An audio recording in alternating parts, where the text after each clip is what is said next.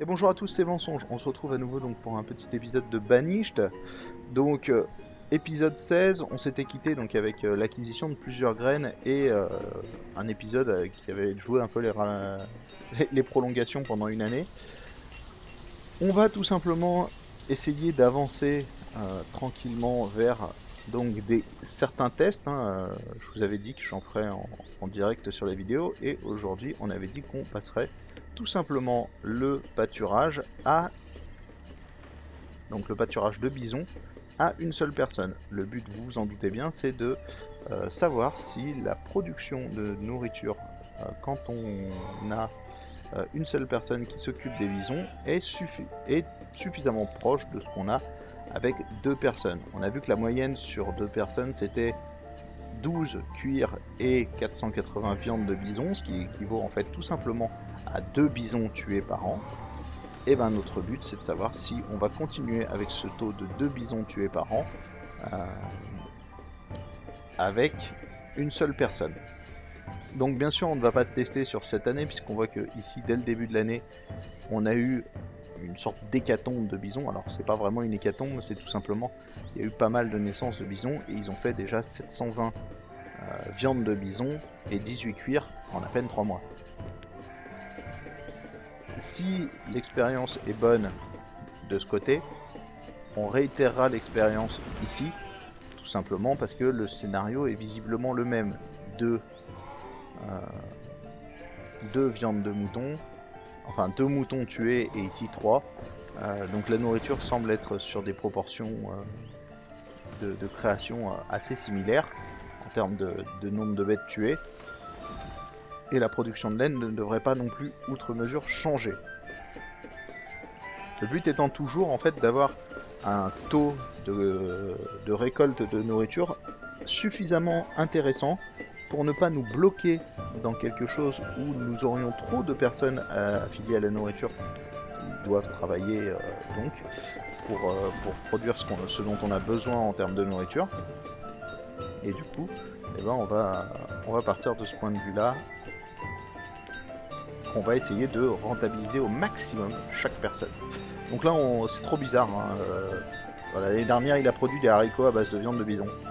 Alors en fait, trop bizarre, oui et non. Alors c'est un petit bug du jeu, qui est magique.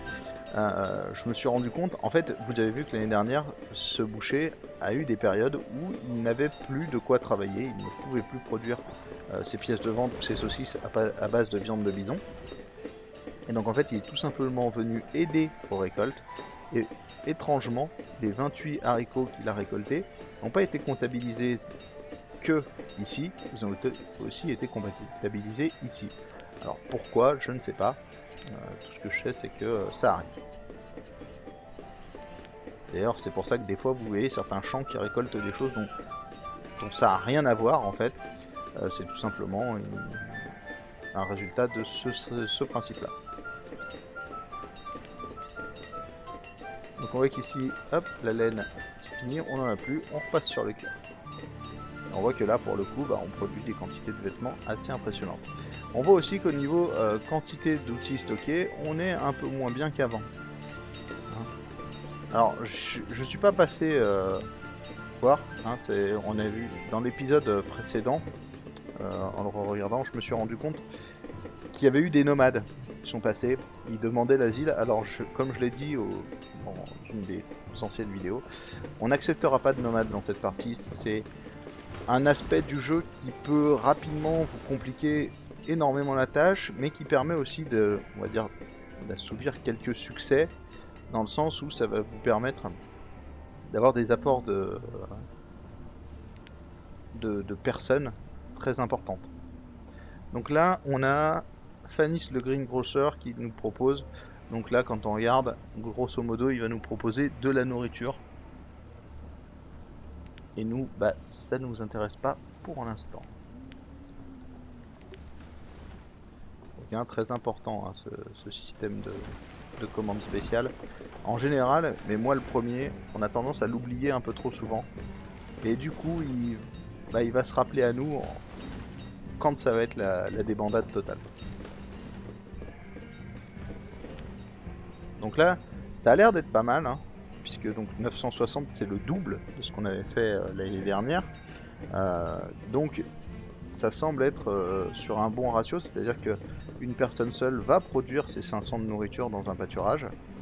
Donc ça vaudra peut-être le coup de laisser 2 personnes s'occuper du pâturage le temps qu'il atteigne son niveau maximal de bêtes, et puis ensuite le passer à une personne, ce qui nous permettrait tout simplement d'avoir, grosso modo, les mêmes ratios de nourriture que sur un champ.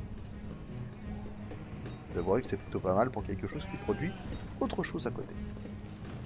Donc ici on va voir qu'on va, voilà, on va retomber à peu près sur les mêmes taux de laine. Donc c'est pas mal, on est pas mal. Disons que à l'heure actuelle, je ne pense pas qu'un voilà, je ne pense pas que les deux fassent 50% et 50% du travail. Donc ici on voit que on a fait plutôt une bonne année. Donc on va tout simplement tenter l'expérience ici aussi en réduisant le pâturage. Et du coup, on va en profiter pour faire un deuxième champ, enfin un deuxième champ, un champ juste à côté. Donc toujours de 15 par 12, hein, je garde toujours ces mêmes dimensions. C'est des dimensions qui permettent, du coup, comme je le disais, de pas mal avancer en termes de pathfinding. Ça vous évite d'avoir des trop grands chemins à faire.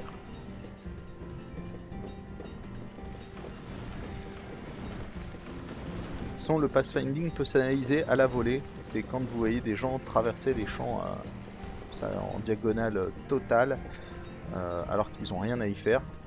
Il y a des problèmes de pathfinding dans votre ville. Vous avez fait des trop grands champs, vous avez fait des trop grands ceci, trop grands cela. Alors on va planter de la canne à sucre parce qu'on est des fous.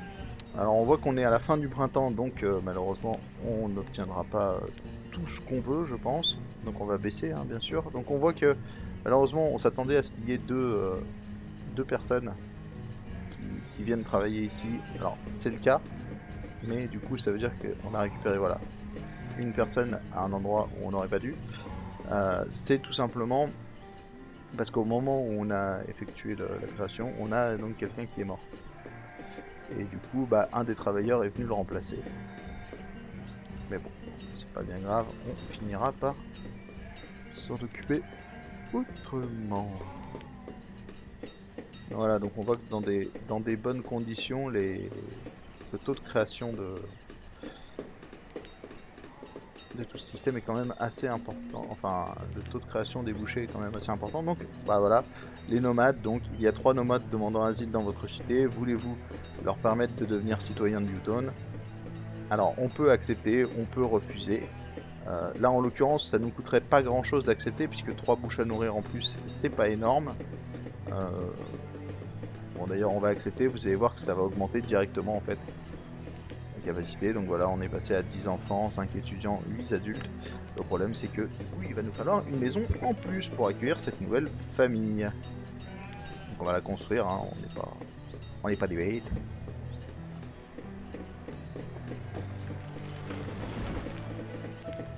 Voilà, alors je vérifie juste. Voilà, bon, malheureusement ça ne passera pas. Même comme ça. Voilà, ça ne passe pas. C'est pas bien grave.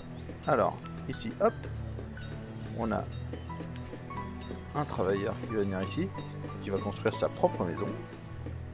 Donc on voit que l'avantage c'est que ici on a eu 2 adultes et un enfant. Donc ça veut dire une famille qui va recommencer, donc qui elle aussi va faire des enfants. Donc, pas tous les ans mais qui va en faire. Et du coup on va se retrouver avec une nouvelle famille qui va faire des enfants. Et du coup on va se démerder comme ça. Donc vous voyez que là, comme je lui ai dit que je voulais tous les ans la même chose, là il me ramène tous les ans une sélection parmi ce que j'ai demandé. Enfin, au mieux quoi. Donc on voit que là il a ramené des graines de maïs, des graines de cerisier. Donc je vous rappelle qu'on lui a demandé plein de choses. Il nous ramène pas tout. Mais du coup en fait on pourrait lui demander tout et puis désélectionner au fur et à mesure ce dont on n'a pas besoin. Mais pour l'instant j'ai pris une autre façon de faire. Ben voilà, donc Ferrite est morte de vieillesse, son métier était herboriste et personne n'est là pour la remplacer. Alors ça c'est pas dramatique dans votre village quand ça arrive. Tout simplement on a vu entre nous que l'herborite c'était pas non plus le truc le plus ouf. Donc de la canne à sucre. Alors ça c'était la grande question, c'était est-ce que la canne à sucre se bouffe directement? Ce que je sais c'est qu'on peut fabriquer une sucrerie. Et on voit que là la canne à sucre est ici. Mais nous, avant la sucrerie, ce qui va nous intéresser le plus pour un premier temps, ça va être l'atelier du cirier. L'atelier du cirier, on va le construire directement ici, c'est-à-dire à côté du marché. Donc c'est ce que je vous expliquais. C'est un peu particulier, mais le marché sert de plaque tournante à toutes les ressources qui peuvent s'échanger dans votre ville. Grosso modo, on voit qu'il y a du bois de chauffage, qu'il y a des brocolis, qu'il y a de la laine, qu'il y a des manteaux en laine ou en cuir, qu'il va y avoir des pêches, qu'il va y avoir bref, toutes sortes de nourriture, d'outils, etc. Tout ça va venir se stocker ici, dans ce marché, et vous permettre d'obtenir de meilleurs, voilà, plein de ressources. Alors, je suis en train de regarder parce qu'il y a un niveau d'outils stockés qui chute et qui m'interpelle beaucoup, puisque en fait on est en train de chuter petit à petit. Et malheureusement, c'est quelque chose qui n'est pas anodin.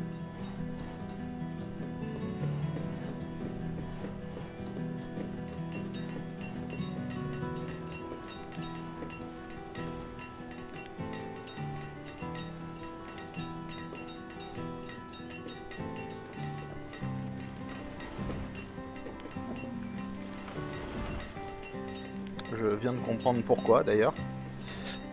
Ça devrait changer du coup. Incessamment sous peu. Il va tout de même nous falloir augmenter donc les personnes ici présentes dans la mine. Alors sachant que du coup en pierre on a moins besoin de gens, on va pouvoir rétablir un peu tout l'équilibre. Donc on voit qu'ici on a besoin que d'une personne, ici c'est pareil on aura besoin que d'une personne. Et on voit qu'ici on peut faire des bougies à base de suif. Et c'est d'ailleurs ce qu'on va faire puisqu'on va du coup rentabiliser ce qui sort des boucheries. Donc cette petite quantité de suif qu'on a produite par chacune des boucheries, on va la rentabiliser. Donc on est au printemps 48, donc voilà, j'essaye de recaler les vidéos sur quelque chose de 3 ans. Donc ce sera la dernière année qu'on va jouer. Mais donc vous voyez, en fait j'ai vu donc cette quantité d'outils qui a commencé à baisser, donc on l'avait déjà relevé dans la vidéo précédente. On voit que en fait la source était double. Alors je ne comprenais pas comment avec une production de 250 unités d'outils par année on pouvait tomber comme ça aussi bas. On voit qu'en fait ils en ont consommé 288, mais on voit que si on prend sur une grande quantité d'années, voilà, on est sur quelque chose qui est récurrent depuis un petit moment. Donc le truc c'est que normalement on n'aurait pas dû avoir ce système là. C'est-à-dire on n'aurait pas dû perdre comme ça des outils de façon abrupte. Ça aurait dû être beaucoup plus progressif. En fait, ça venait du fait qu'on produisait des outils rudimentaires alors qu'on avait la possibilité de créer des outils en fer qui sont un peu plus résistants. Donc on va essayer de le faire. Là on va voir que normalement, voilà, les outils en fer vont commencer à se multiplier, les stocks devraient remonter. En fait, c'était là pas notre production qui était trop basse, mais bien notre consommation qui était trop haute par rapport à ce qu'elle aurait dû être. Donc on va stocker un peu plus de bougies, c'est tout simplement pour pas trop s'alarmer. On va attendre que les quantités de fer et d'outils stockés remontent, et ensuite on améliorera cette mine. On voit qu'on a besoin de quand même un peu de bois, un peu de pierre et une bonne quantité de bougies. Ça ira très bien. Alors dans le coin ici on va tout simplement faire une sorte de razzia des ressources. Alors pourquoi une razzia des ressources? Tout simplement parce que ça me fait plaisir déjà, ça fait plus joli. Et tout simplement, c'est très utile d'avoir la possibilité de récupérer un plein de ressources gratuitement à même le sol. Donc on voit qu'après on en aura pas mal à récupérer un peu de partout. Il faut pas hésiter en début de partie à en récupérer beaucoup. Alors pas sur toute la carte, déjà vos personnages pourront pas le faire, ce sera pas possible. Mais ça peut être utile comme ça d'avoir la possibilité d'obtenir des ressources gratuites qui normalement sont en quantité limitée.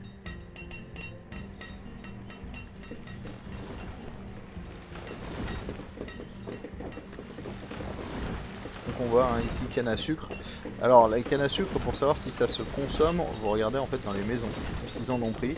De toute évidence non.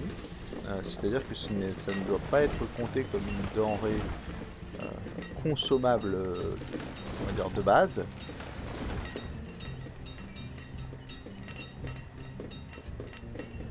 Donc 72 ans, là on voit que c'est la fin. Je vous rappelle que le créneau dans lequel les personnes meurent dans Colonial Charter de façon basique, on va dire, c'est entre 65 et 75 ans. Donc du coup, ça devrait continuer. Donc on voit que ça se passe pas mal, hein. On est vraiment dans un ratio qui est celui qu'on avait de base. Donc là, peut-être un peu moins sur l'année précédente. On verra comment ça se maintient ici. Est-ce que ça vaut le coup de remettre 2 personnes sur le pâturage avec les moutons? On voit qu'ici, au niveau des bisons, ça semble être bon. On aura peut-être la chance d'avoir un 3e bison qui va mourir. Et donc de produire plus que 500 de nourriture par personne, plus un peu de cuir. On voit qu'à chaque fois qu'elle tue un bison, ça fait tout simplement 240 de viande et 6 de cuir. Voilà, c'est pas énorme, c'est toujours ça de prix. Voilà, donc là on continue d'échanger, hein, dès qu'on voit que le tailleur ne fait plus rien, on essaye d'échanger pour qu'il continue à créer ses vêtements.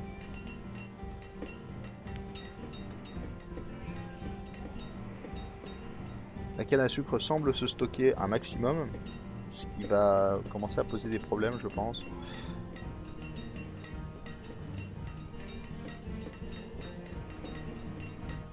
Donc on devra assez rapidement nous faire une sucrerie, ce qui n'est pas pour me plaire au plus haut point, je vous avoue. Donc on va créer de l'orge.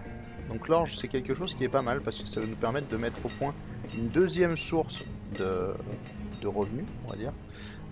C'est tout simplement tout ce qui va être biscuit. En fait, tout ce qui va sortir du boulanger.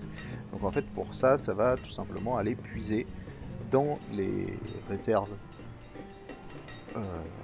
de céréales pour faire de la farine et ensuite faire tout simplement des biscuits.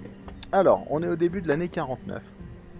Donc je vais arrêter ici cette vidéo. Donc notre village se porte plutôt pas mal. On voit qu'on a une bonne production. On a réussi à déceler ce petit problème d'outils avant qu'il ne devienne trop grave. Donc du coup on voit que nos quantités de fer et nos quantités d'outils sont en train de remonter.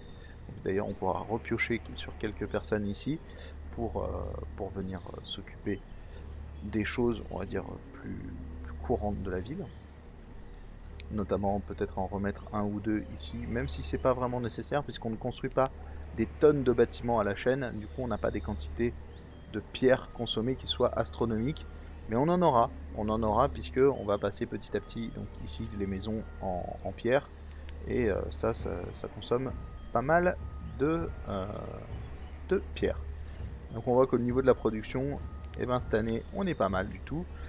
Les combustibles on en a consommé à peine plus que ce qu'on a produit, mais c'est normal parce qu'en fait on en produit à un moment de l'année où ils en ont pas besoin pour bref ça reste potable, on va dire. Le fer, c'est tout bon, puisqu'on en a consommé à peine 100 et on en a produit 313 dans l'année, ce qui fait qu'on a remonté les stocks. La pierre, on est très bon aussi. Le bois brut, on est très large. La nourriture, on est aussi très large. Alors, à ceci près qu'ils ont l'air de compter la canne à sucre comme étant nourriture. Sauf que, visiblement, voilà, on a produit 2000 de canne à sucre en 2 ans. et il n'y a pas l'air d'y avoir eu consommation de cette canne à sucre. On voit que on est à 1653, sachant que la première année on a dû rater une partie, donc voilà, il n'y a pas dû y avoir consommation de canne à sucre, alors qu'elle va être comprise dans la nourriture. Donc voilà, donc on n'est pas, pour l'instant on n'est pas si large que ça, mais avec l'orge ça devrait changer. Les herbes médicinales, alors là c'est une consommation quasi nulle. Pareil pour les vêtements, l'alcool et les matériaux, on n'en parle pas. Donc voilà. En tous les cas, bah, comme d'habitude, je vous remercie de m'avoir suivi. On se retrouve donc dès demain pour l'épisode 17. En attendant, je vous invite à commenter, à mettre un pouce bleu si vous avez apprécié. Je vous invite à me suivre sur Twitter et sur Twitch, donc twitch.tv/mensonge et twitter.com/mensonge. Je vous invite à passer sur Pixel Spray pour en regarder, notamment vendredi. Je sais que les gens qui suivent un peu Banished souvent s'intéressent, au-delà des jeux de gestion, un peu à tout ce qui est 4X. Donc j'aimerais l'annoncer dès demain, vendredi. En plus de l'épisode 17 de Banished, vous aurez le droit donc dès 20h à un live un peu spécial sur Pixel Spray. Je vais streamer pendant 6 heures, donc entre 20h et 2h du matin, le plus possible d'une partie d'Endless Space, donc qui est un 4X créé par Amplitude Studio.